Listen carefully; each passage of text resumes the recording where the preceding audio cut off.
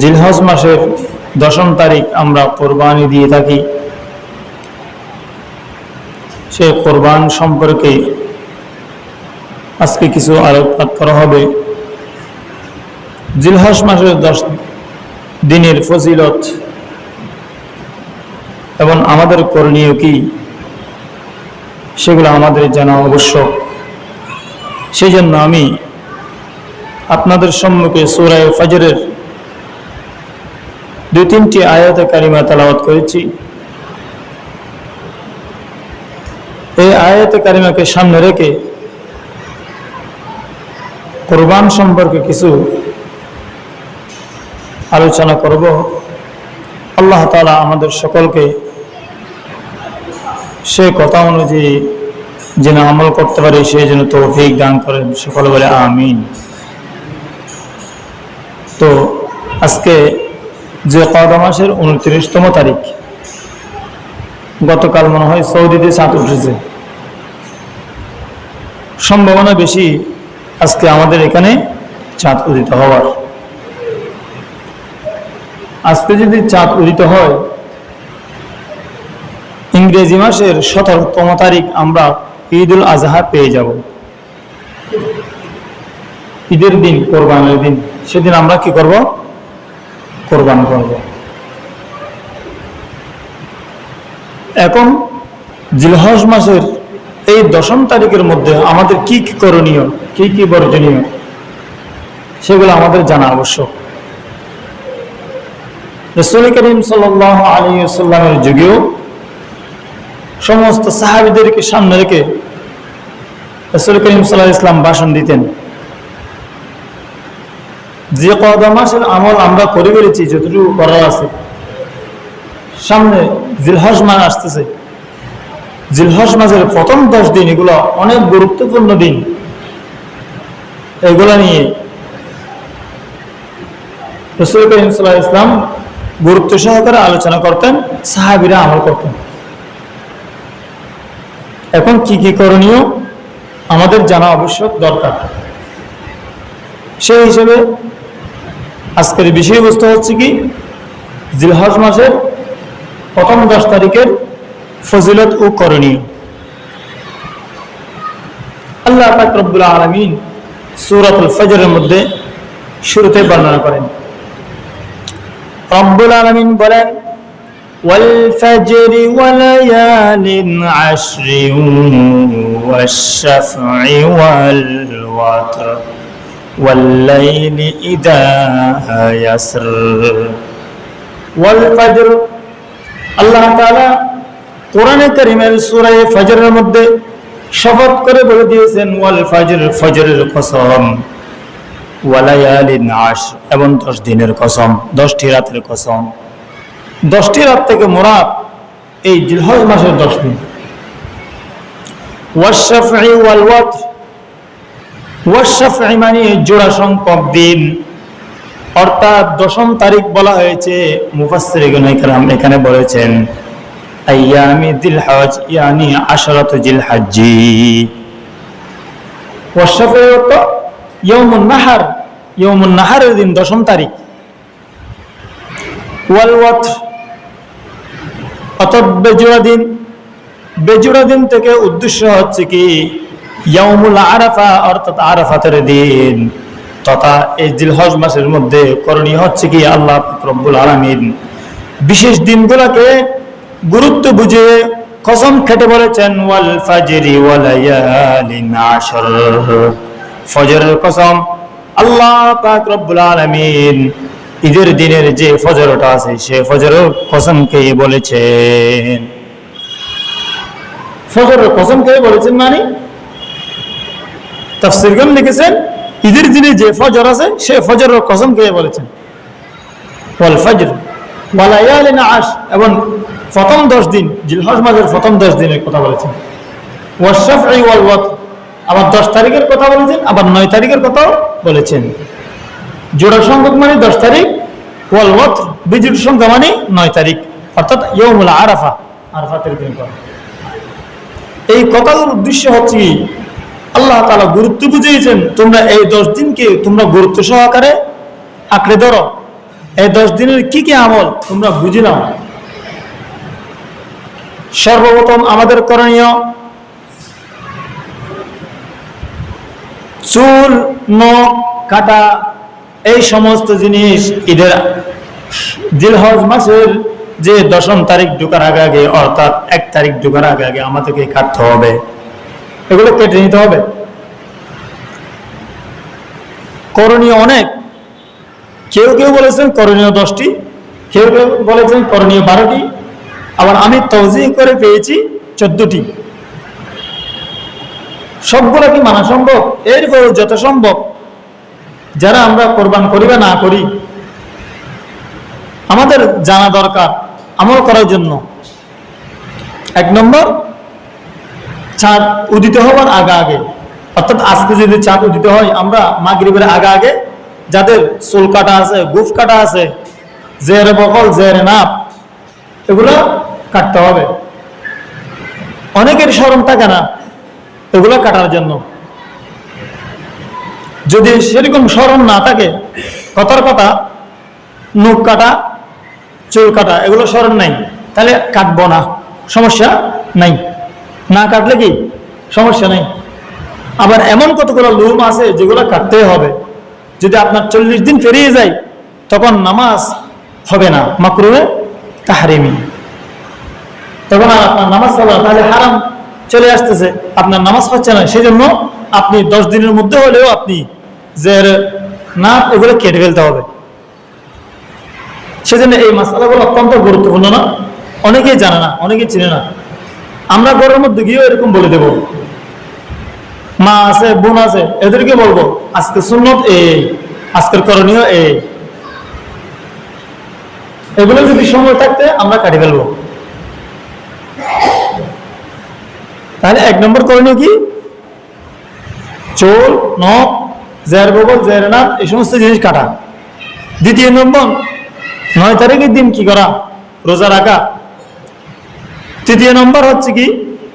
বিশেষভাবে বেশি বেশি পরিমাণে কি করা? জিকির আজকার করা। 4 নম্বর, প্রত্যেক দিন কি করা? রোজা রাখা এই 10 দিনের মধ্যে। 5 নম্বর, যথাসম্ভব সদকায়ে ফিতর আদায় করা। সদকা আদায় করা, সদকায়ে ফিতর না, সদকা, যে কোনো সদকা আর কি, সদকা দিয়ে দেওয়া। এরকম 6 নম্বর, দোয়া করা, সব সময় অবিরত দোয়া করতে থাকা আল্লাহর নিকট। 7 নম্বর, বেশি বেশি নফল ইবাদত করা। 8 নম্বর, বেশি বেশি করে কি করা? তওবা করা। 9 নম্বর, সামর্থ্য থাকলে হজ করা। 10 নম্বর, কোরবানি করা। 11 নম্বর হচ্ছে কি? অন্যান্য নফল ইবাদত, যেমন ইশরাকের নামাজ এগুলো পড়া। 12 নম্বর, তাহাজ্জুদের নামাজ পড়া এরকম। 13 নম্বর, সূরা বাকারার শেষ 2 আয়াত ঘুমানোর আগে তেলাওয়াত করা। 14 নম্বর হচ্ছে কি? সুন্নত অনুযায়ী চলা।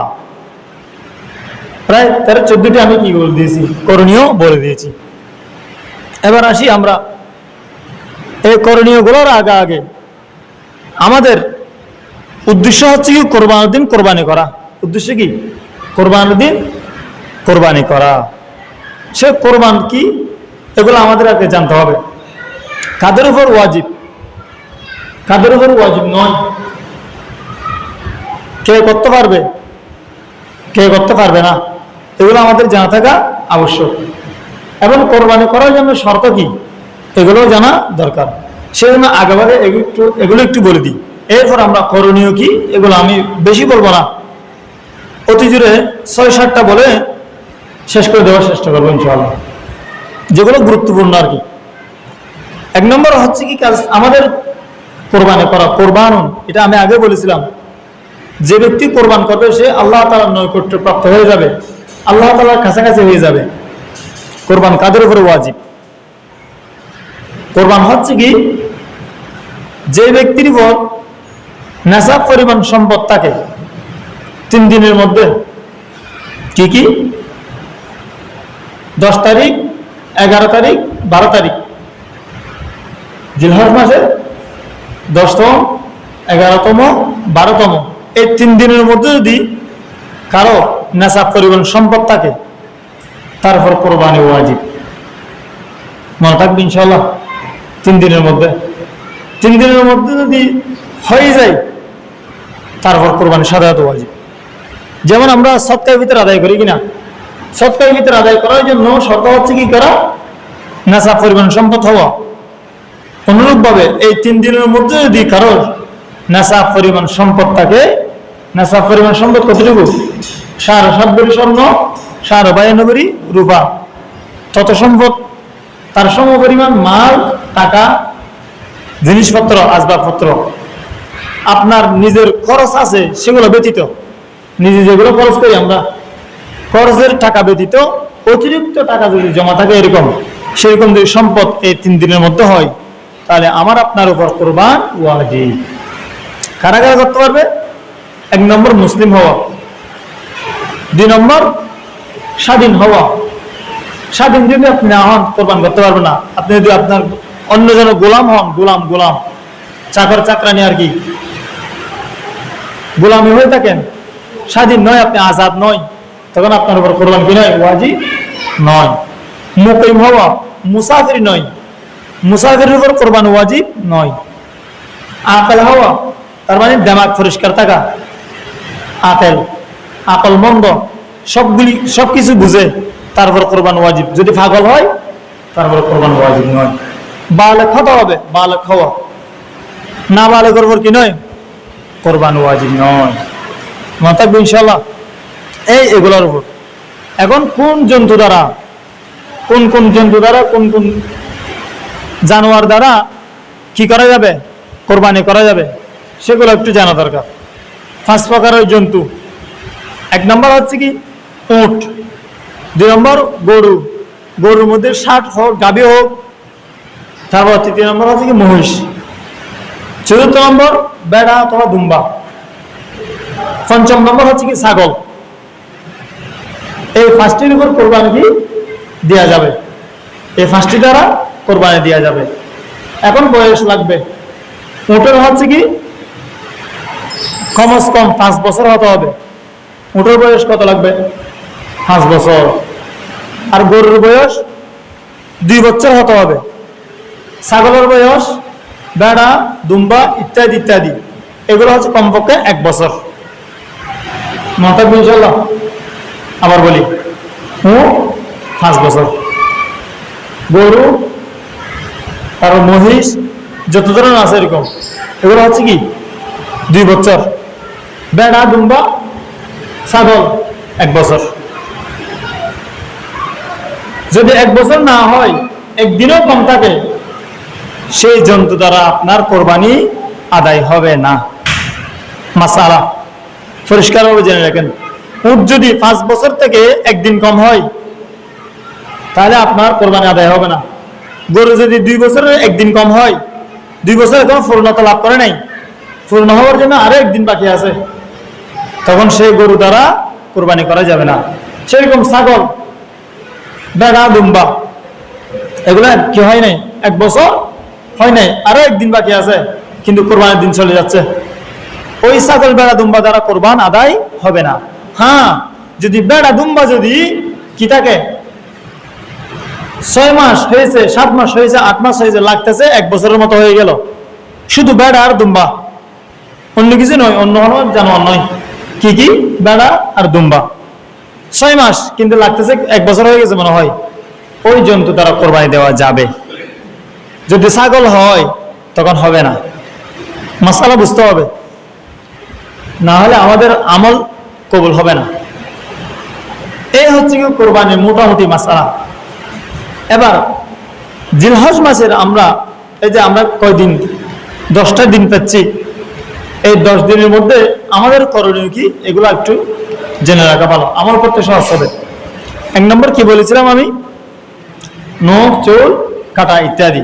ফজিলত কি, রাসূল করিম সাল্লাল্লাহু আলাইহি ওয়াসাল্লাম হাদিস শরীফের মধ্যে বর্ণনা করেন, মান রাআ হিলালা দিল হজ্জি ওয়া আরাদা আন ইউদহি ফালা ইয়াখুয মিন শা'রিহি ওয়ালা মিন আযফারিহি। আপনি জিলহজ মাসের চাঁদ উদিত হয়েছে দেখেছেন এবং আপনার ইচ্ছা হলো কুরবানি করার জন্য, রাসূল করিম সাল্লাল্লাহু আলাইহি ওয়াসাল্লাম বলেছেন ফালা ইয়াখুযু মিন শা'রিহি ওয়ালা মিন আযফারিহি, সেই যেন তার চুল নখ ইত্যাদি যেন ওইগুলা না কাটে। চুল নখ ওগুলো কাটা যাবে না, তখন কাটবেন না। না কাটলে উপকার আছে, কাটলে আপনি কোরবানির ফজিলত কমে যাবে। বলতে হুজুর আমরা তো কোরবান করতেছি, এরপরেও কি কাটা যাবে না? না, রাসূল সাল্লাল্লাহু আলাইহি ওয়াসাল্লাম বলেছেন আপনারা কাটিয়েন না।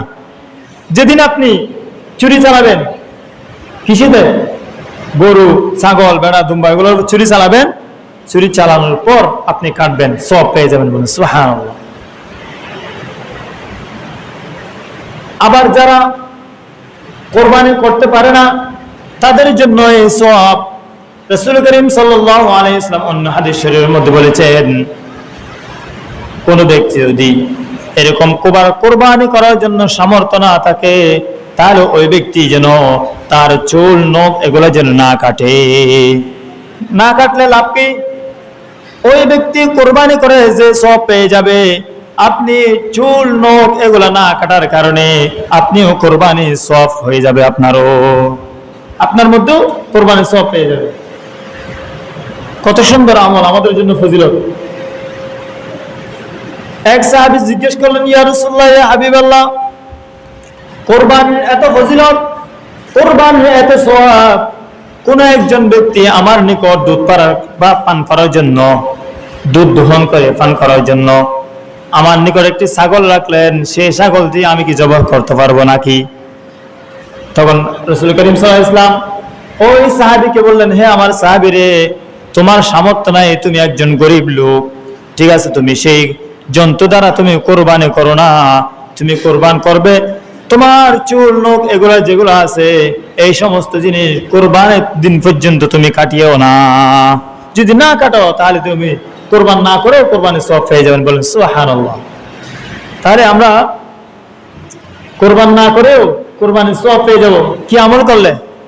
এই নখ চুল জের বগল জেরে না, মানে বগলের তলে যেগুলো কি আছে লোম আছে এগুলো কি না কাটলে, সময় থাকতে আমরা কেটে নেব। যেমন আজকে মাগরিবের আগে আগে সময় আছে, আমরা আজকে যাদের চুল কাটা আছে কেটে নেব, নখ কাটা আছে কেটে নেব, ইনশাআল্লাহ ওই সওয়াবের মধ্যে শামিল হয়ে যাব। দ্বিতীয় নাম্বার হচ্ছে কি 9 দিনের 9ম তারিখের রোজা রাখা। আবার রাসূল করিম সাল্লাল্লাহু আলাইহি ওয়াসাল্লাম বলেছেন এই 1ম তারিখ থেকে নিয়ে 9 তারিখ পর্যন্ত যে সমস্ত দিন আছে সেই সমস্ত দিনগুলো হচ্ছে কি আল্লাহ তাআলার নিকট সবচেয়ে প্রিয় দিন। তিরমিজি শরীফের বর্ণনা, রাসূল করিম সাল্লাল্লাহু আলাইহি ওয়াসাল্লাম হাদিস শরীফের মধ্যে ঘোষণা দিয়েছেন, মা মিন আইয়ামিন আহাব্বু ইলাল্লাহি আন ইয়াতাআব্বাদা লাহু ফিহা মিন আশরাতি যিল হজ্জ ইয়াদিলু সিয়ামি কুল্লি ইয়াউমিন মিনহা বিসিয়ামি সানা ওয়া ফি কুল্লি লাইলাতিন মিনহা বিসিয়ামি লাইলাতিল কদর।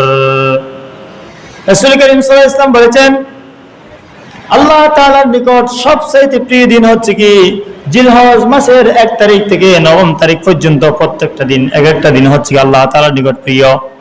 কোন ব্যক্তি যদি আল্লাহ তাআলার নিকট সওয়াবের আশায় এক একটা দিন রোজা রাখবে, আল্লাহ পাক রব্বুল আলামিন এক একটা দিনের বিনিময়ে এক একটা বছরের সওয়াব লিপিবদ্ধ করে দিবেন। সুবহানাল্লাহ, সুবহানাল্লাহ বলেন না। এক একটা দিনের বদলায় আপনি এক এক বছর কি রোজা রেখেছেন, এক বছর কে রোজা রাখতে পারবে? 30 দিন রোজা রাখতে আমাদের যে কষ্ট হয়ে যায়, 6 রোজা রাখতে যে কষ্ট হয়ে গেল, আর এক একটা দিনের বিনিময়ে আল্লাহ তাআলা এক এক বছরের সওয়াব দিয়ে দিবেন। ওয়া ফি কুল্লি লাইলাতিন মিনহা বিকিয়ামি লাইলাতিল কদর, আর এক একটি রাত্রি জাগরণ কোন ব্যক্তি যদি এক একটি রাত যদি জাগরণ থেকে আল্লাহ তাআলার গোলামি করে, ইবাদত করে, আল্লাহ পাক রব্বুল আলামিন প্রত্যেকটি রাতের বিনিময়ে লাইলাতুল কদরের সওয়াব দান করবেন। বলেন সুবহানাল্লাহ। এক একটি রাতের ফজিলত দেখছেন? তাহলে এই সেজন্য তো আল্লাহ পাক রব্বুল আলামিন বলেছেন ওয়াল ফাজরি ওয়া লায়ালিন আশর, এই 10 দিনের কসম কে বলেছেন? একটা দিনের গুরুত্ব এক একটা। আবার রাসূল করিম সাল্লাল্লাহু আলাইহি ওয়াসাল্লাম অন্য একটি হাদিস শরীফের মধ্যে বর্ণনা করেন, রাসূল করিম সাল্লাল্লাহু আলাইহি ওয়াসাল্লাম 4টি আমল কখনো ছাড়তেন না। কয়টি আমল? 4টি আমল। এগুলো জেনে রাখতে হবে। 4টি আমল রাসূল করিম সাল্লাল্লাহু আলাইহি ওয়াসাল্লাম কখনো ছাড়েন নাই। তার মধ্যে এক নাম্বার হচ্ছে কি সিয়াম ইয়াউম আশুরা, মুহররমের 10 তারিখ আশুরার দিন রোজা রাখা। আল্লাহ রাসূল সাল্লাল্লাহু আলাইহি ওয়াসাল্লাম কোনদিন রোজাটা ছাড়েন নাই, প্রত্যেক বছর আশুরার রোজা রেখেছেন। ওয়া সালাসাতু আইয়ামি মিন কুল্লি শাহরিন, এবং প্রত্যেক মাসের 3টা রোজা যেগুলোকে আইয়ামে বীজ বলা হয়, সেই রোজাগুলিকে রাসূলুল্লাহ সাল্লাল্লাহু আলাইহি ওয়াসাল্লাম ছাড়েন নাই। রাসূল সাল্লাল্লাহু আলাইহি ওয়াসাল্লাম কোনদিন কি করেন নাই? ছাড়েন নাই। ওয়াল আশর, এবং জিলহজ মাসের যে 10 দিন আছে সেই 10 দিনের ইবাদত কখনো ছাড়েন নাই।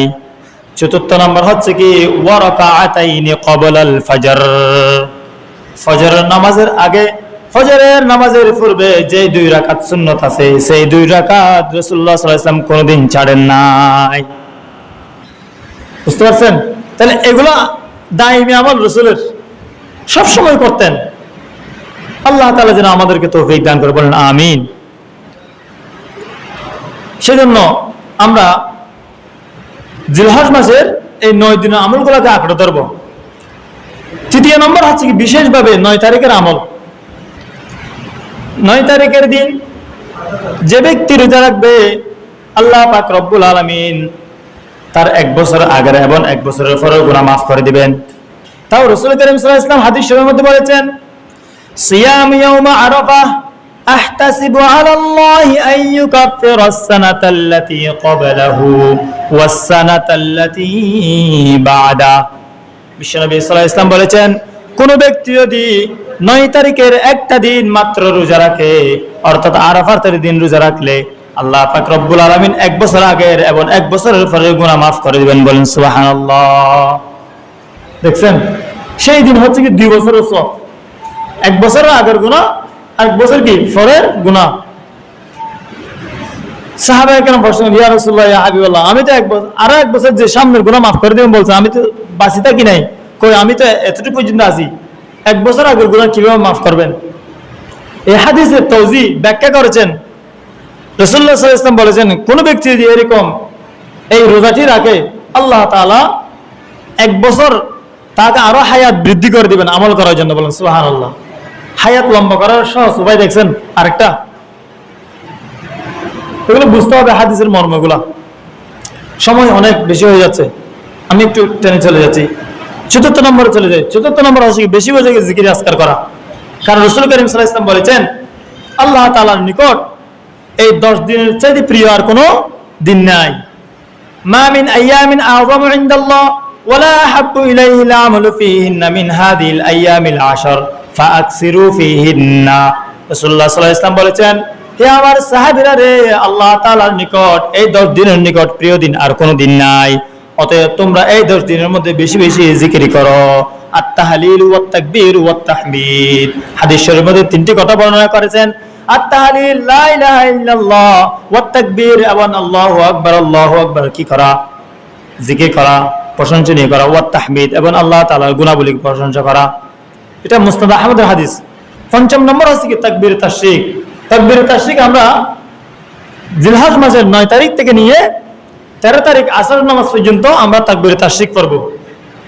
আল্লাহু আকবার লা ইলাহা ইল্লাল্লাহু আল্লাহু আকবার ওয়ালিল্লাহিল হামদ সংক্ষেপে বলতেছি। অর্থাৎ 5 দিন 23 ওয়াক্ত নামাজ, এরপর আমরা তাকবীর তাশরিক বলবো। এগুলো পাঠ করা কি ওয়াজিব। 6 নম্বর হচ্ছে কি সামর্থ্যবান ব্যক্তির উপর হজ করা। আল্লাহ তাআলা বলেছেন, ওয়ালিল্লাহি আলান নাসি হজ্জুল বাইতি মান ইসতাতা ইলাইহি সাবিলা। যাদের উপর হজ ফরজ হয়েছে তোমরা হজ কি করে নাও? আদায় করে নাও। আরেকটি বলে শেষ করে দিচ্ছি, 7 নম্বর হচ্ছে কি গুরুত্বপূর্ণ কথা, সেটা হচ্ছে কোরবানি করা। কোরবানি যাদের উপর ওয়াজিব হয়েছে, আমি আগে বলেছিলাম সামর্থ্যবান ব্যক্তির উপর কোরবানি ওয়াজিব। যাদের উপর কি হয়েছে নাসাব পরিমাণ সম্পদ আছে, তাদের উপর কোরবানি করা কি ওয়াজিব। সেদিন আমরা কোরবানি করব। ইন্না আযম ইনদাল্লাহিল আইয়াম ইয়াউমিন নাহর ওয়া ইয়াউমুল করর। রাসূল করিম সাল্লাল্লাহু আলাইহি ওয়াসাল্লাম বলেছেন, আল্লাহ তাআলার নিকট প্রিয় দিনের মধ্যে একটা দিন হচ্ছে কি, সেটা হচ্ছে ইয়াউমুন নাহার। ইয়াউমুন নাহার দিন ব্যতীত আল্লাহ তাআলার প্রিয় দিন আর নাই। সেই জন্য এই 7টি কথা আমি বলেছি। আল্লাহ পাক রব্বুল আমাদের সকলকে এই 7টি কথা